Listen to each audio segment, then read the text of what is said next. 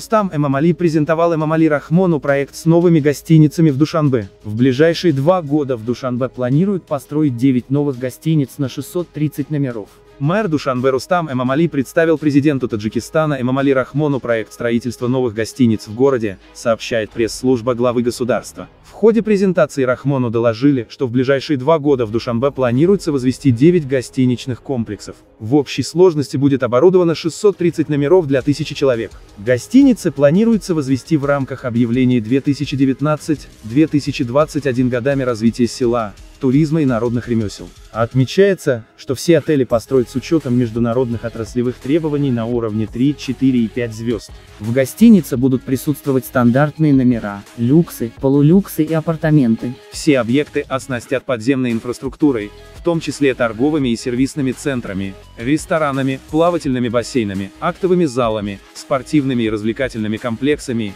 медпунктами, кинотеатрами и парковками. После ознакомления Эмомали Рахмон дал высокую оценку проекту строительства 9 новых гостиниц. Таким образом, мы сможем еще раз представить высокую культуру национальной цивилизации, материальное и духовное богатство земли наших предков, отметил таджикский лидер.